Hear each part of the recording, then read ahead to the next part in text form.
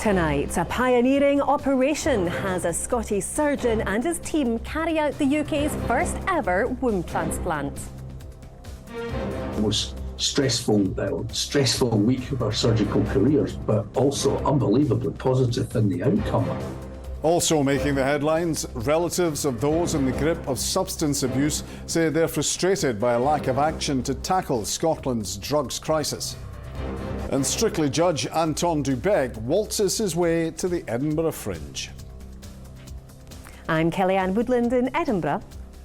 And I'm John Mackay in Glasgow. This is the STV News at 6.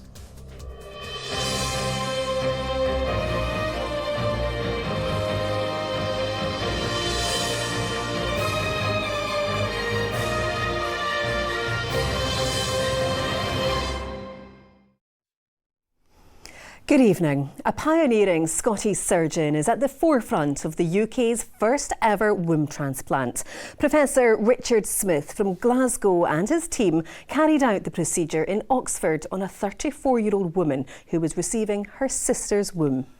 Professor Smith said it had been an emotional day. It's also a medical milestone and it's giving hope to thousands of women across the country.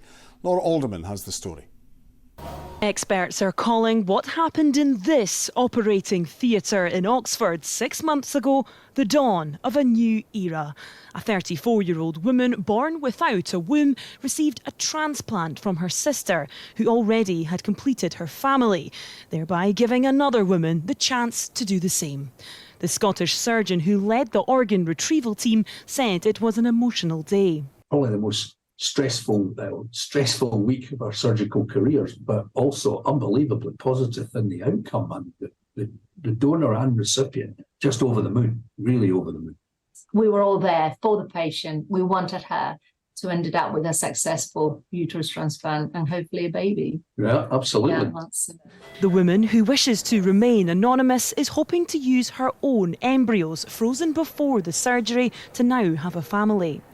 And there's good reason to be hopeful. While this is a UK first, 100 womb transplants have taken place worldwide, with 50 babies born as a result. More than 15,000 women in the UK who were either born without a womb or have had a hysterectomy could now benefit from this pioneering surgery.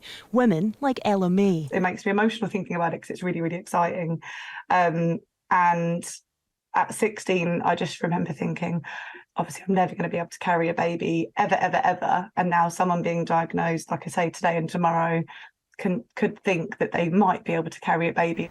The procedure was paid for by the charity Womb Transplant UK, and the surgical staff on the day gave their time for free to take part in a pioneering medical triumph, a transplant aimed at creating life rather than saving one. Laura Alderman, STV News.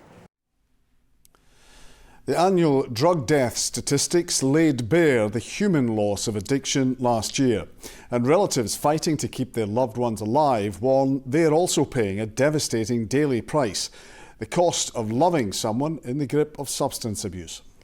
One mother from North Berwick says the financial and emotional pressures are immense, and many are frustrated by the slow pace of change. Here's our chief reporter, Sharon Frew. Helen Malloy-Reeds believes if she didn't run her own business, she would be out of work due to the pressures of dealing with a family member with addiction and mental health issues. Stigma, a lack of joined-up care and out-of-hours services add to the strain. You're very isolated. There's a lot of stigma, shame and judgment. I would go to bed not knowing if I am going to have that phone call. There's been a series of incidents, particularly involving the street benzos, where there's been near-death experiences, and that's very real for a lot of family members all over Scotland. Some of the views shared with Scottish families affected by alcohol and drugs. Relatives describe being in a financial crisis due to mounting costs of caring for their loved one or paying off drug debts. Others say they feel ignored by treatment services or claim when they demand better care, they are seen as interfering. We're really proud in Scotland of having this, public health approach to drug policy. But when you look at how people are treated within the system, there can be quite punitive regimes. It's really a sort of justice framework and a sort of moral framework for drug policy in practice. The latest data on drug deaths does show a reduction in fatal overdoses, the first significant fall in 5 years, but Scotland's rate remains the highest in Europe. I don't underestimate the issue that's still in front of us as a government. National standards for treatment and support promise more improvements, but for some the pace of change is too slow. They're not easily deliverable. The numbers are too overwhelming. So in spite of investment, massive investment, there's a disconnect between the policy and being able to easily deliver that expectation. Public Health Scotland is now to audit the Scottish Government's national mission to assess whether any change of focus may be needed. Campaigners believe families have invaluable insight to share and they need to be heard. Sharon Frew, STV News. Now, the Edinburgh Fringe started out on the principle of celebrating diverse talent and giving everyone a stage. But two sisters hoping to debut a play about growing up with Down syndrome say they've missed out. Sophie and Emily Potter were selected by the new Keep It Fringe Fund, offering grants to performers facing financial and social barriers. But they say a lack of support from the venue forced them to cancel their show. Kay Nicholson reports. Sophie and Emily use footage and music from their childhood to tell a moving story. They hoped that bringing their play to Edinburgh would be their big break. Instead, they were plagued by technical problems and double bookings. The problem would have just been solved if there's someone on site every day who actually knows how to operate everything, rather than getting passed from pillar to post. We did perform the show on Saturday to a small audience, but it was kind of a tech run. So none of the music worked, did it? None of the video worked. I asked it very stressful to do it. The disruption had such an impact on Sophie that they decided to cancel the rest of the run. They'd only been able to afford the visit after being granted a new Fringe Fund, endorsed by Fleabag star Phoebe Waller-Bridge. We've invested all of our own money. All Sophie's personal budget and her disability allowance has gone towards this show, and then to arrive and to not get the opportunity to fully embrace the Keep It Fringe Award. The main thing was we just wanted to really kind of get our story across to the disabled community, specifically other people with Down syndrome and other siblings and family members who have experienced what we've experienced. Venue operator Just the Tonic says the technical problems were down to an unforeseen issue involving incompatible equipment. It says it accepts it wasn't a good situation, but that staff tried to help.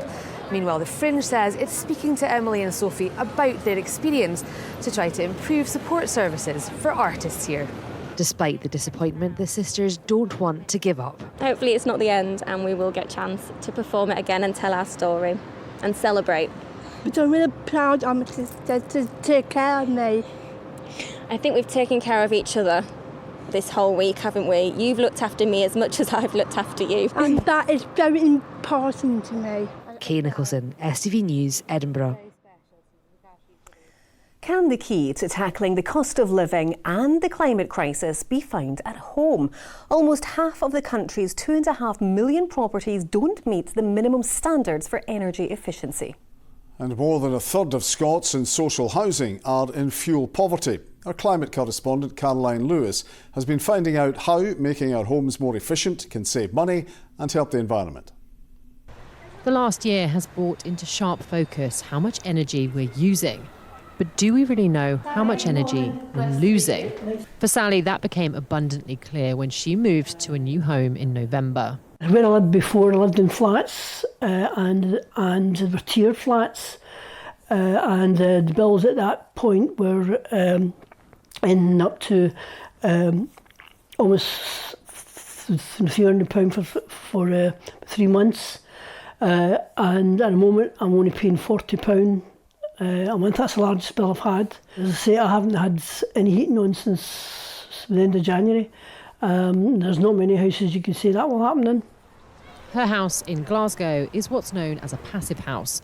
Passive houses are the gold standard of energy efficiency. optimising thermal gain and minimising heat loss through things like continuous insulation, airtight construction, triple glazing, and heat recovery ventilation. They're so efficient that traditional heating is hardly needed at all. And by the end of next year, it's a standard all new houses in Scotland will have to meet. Going forward, we have no option but to take gas off the grid, gas out of our houses. So what works for us, what works for our tenants, and that's really why we want to be ahead of the curve. The move is part of the government's pledge to cut building emissions by 75% by 2030. But Scotland's existing housing stock will be a problem. Almost half of Scottish homes don't meet the current minimum energy efficiency requirements. But Scotland's existing housing is a problem. Badly insulated homes are costing Scots hundreds of pounds a year and can seriously affect people's health. Chris Morgan is an architect. He undertook a project to upgrade these tenements to meet the passive house model. It was in a very bad condition, so there was a lot of rot, there was a lot of structural work. There was an enormous amount of just pure building work that needed to be done first. And after that was all sorted, we were then able to add the energy efficiency. The project cost nearly £100,000 per flat. So does he think it's worth it? Even normal refurbishment is quite expensive. This is also expensive, but the point is you get enormous numbers of benefits, because you're getting so much for the money you're spending. So there's plenty of money around. It's a question of how you prioritise it. And if you spend money on this, you get carbon emissions reductions directly, you significantly help with fuel poverty, you improve the health of the people, and you look after the heritage of Scotland. To me, that's a lot of gain for every pound that you spend. We know it's going to be more complicated when it comes to older buildings, especially buildings like the tenements behind me, like the tenement block that I live in. Many other mixed-use buildings as well are going to be much more challenging. That's why we're supporting experimentation to learn as much as we can about how we're going to be able to support people through that transition. But there are hundreds of thousands of tenements in need of improvement, and still no clear path of how and when the government will commit to fixing Scotland's leaky homes. Well, it's not just our homes, it's our workspaces too, and this is the first building in Glasgow to operate at net zero. There's no fossil fuels, no waste from here goes to landfill, and as you can see, there's a real focus on green space and air quality. In fact, even the paint on the walls is designed to absorb pollution. But the man in the know joins me now, Kyle Jones. Kyle, what makes this building such a success? So CADWorks itself was designed with sustainability in mind from the get-go, using systems such as air source heat pumps to provide hot water, which more and more people are getting within their homes these days, and air handling units with what we call thermal wheels, which basically bring the hot air back into the building, which reduces energy usage. And in terms of scaling this up, I mean, what are the challenges going to be? So for the developers of this building encountered several challenges at the beginning, and we were very much pioneers in net zero at the beginning. These days new builds are a lot easier to work with and develop as net zero. However, the difficulties, the older buildings, where you need to work around the design constraints of the buildings. That's fantastic. Thank you ever so much, Kyle. Well, this may be Glasgow's first building to operate at net zero, but it's certainly not going to be the last, because the government has set that 2045 target, which means over the next 20 years, all buildings will have to be aiming for ones like this. Caroline, thank you. Murray Foot is the new chief executive of the SNP, months after quitting as its media chief amid a row over membership numbers. The former Daily Record editor-in-chief stood down from the party in March after it was falsely claimed the party had around 100,000 members. Mr Foot replaces Nicola Sturgeon's husband Peter Murrell in the position following his resignation. To other stories in the West, and a 69-year-old man has been charged in connection with a crash which resulted in the death of a cyclist in Glasgow. 22-year-old Emma Buck-Newman died in hospital after a collision with a lorry while cycling on the Broomielaw in January. Calmac's two new ferries being built at Ferguson's in Port Glasgow are facing even further delays after demands for design changes by safety regulators. Adding doors and extra stairs on the Glen Sannox will also put back Hull 802's launch, and sea trials for the new ships won't take place until 2024. Non-teaching staff at Glasgow University and Strathclyde will walk out in a dispute over what union bosses say is a real terms pay cut. They're among 1,000 workers at 5 Scottish universities set to strike, including technicians, cleaners, security and janitors.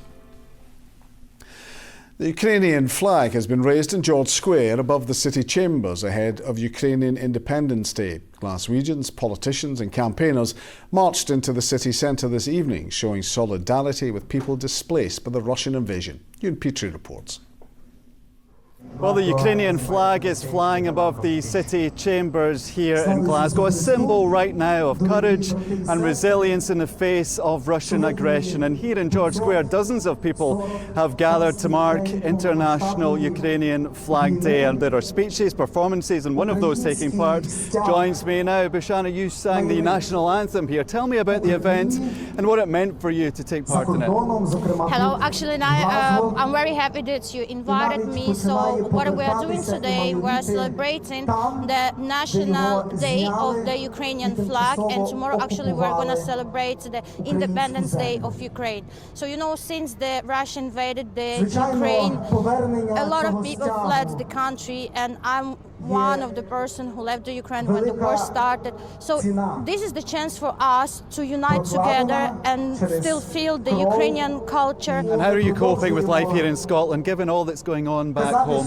Actually, I want to thanks to everyone, to the Scottish people, because guys, you are such amazing. We really appreciate everything that you are doing for us, and I know you open not just your heart, but a lot of Scottish people open their home for the total strangers, and you've got our back, and we do really appreciate it. Well, thank you very much indeed for speaking to us. And there are several events planned tomorrow to mark the Independence Day of Ukraine, to commemorate the event back in 1991. Well, let's have a look at the weather now with Sean.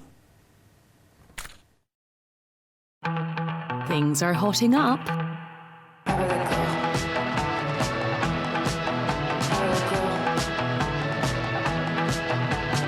TUI sponsors STV Weather. Well, we've got low pressure right over the top of us just now. That means the weather is still rather showery out there. Now, it will start to slide away to the east later on the weekend. Is high pressure on the way? Unfortunately not. It's another area of low pressure that just rolls in to replace that one. So we're going to hang on to showery conditions, changeable weather for the foreseeable. And staying showery through this evening, we'll see a longer spell of rain starting to develop a little bit later on across South Lanarkshire, the borders, drifting into Falkirk a little bit later on. Temperatures 13-14 degrees. We hang on to scattered showers across western parts. That rain clearing away, so most of us tomorrow morning should start the day dry with sunshine, apart from across the Highlands, Argyll. Here there will be a wee scattering of showers, those showers turning more frequent, heavier as we move into the afternoon, hopefully blowing through fairly briskly on that breeze during tomorrow, and the showers merging into a longer spell of rain. Central and southern areas, showers fewer and further between, not too bad in the sunshine, 18 degrees if you can get out of the breeze, but a cool day across the Highlands and Argyll and Butte, where we hang on to the breezy conditions and the most frequent showers, just 15 degrees. A windy day to come on Friday, a strong northerly wind down the Hebrides, so the possibility of some ferry disruption, and there will be sunshine, the possibility of thundery showers. The weather for the foreseeable through the rest of the week, the weekend, even into next week, still staying changeable, sunshine and showers. TUI sponsors STV Weather.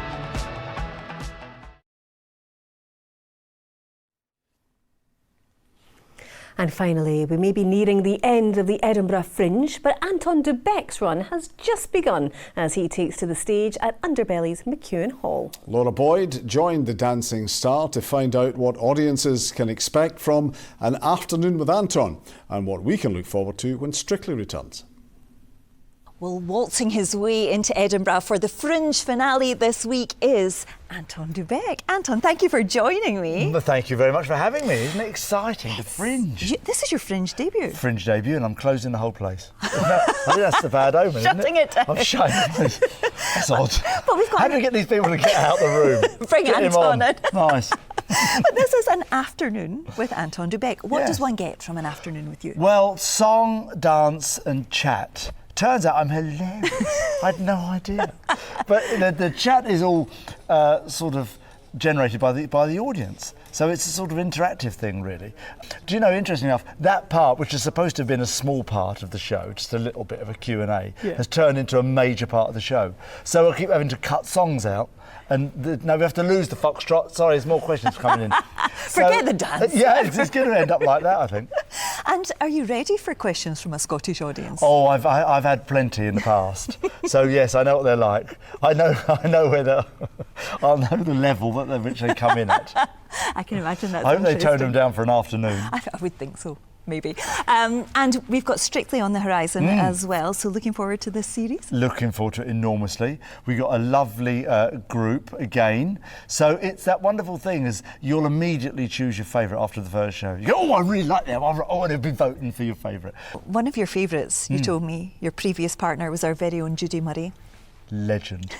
What was she like to dance with? Brilliant. She was very minimalist. And if we can't catch you in Edinburgh, coming throughout Scotland. I'm coming back in the autumn. We're going to be salsing through Scotland. We cannot wait. I cannot wait. Thank you so much for joining us. Thank you. It's been a joy. Shall we dance off now? Shall we? Let's go for the lift. Okay. Go What? that way. Up she goes. It's like Judy Murray the second. Well, that's better than any finish we could manage, John. We're not going to manage that at all. Wouldn't even risk it. From all of us here, we are now going to Foxtrot off. Thank you all for watching and enjoy your evening. Good night. Good night.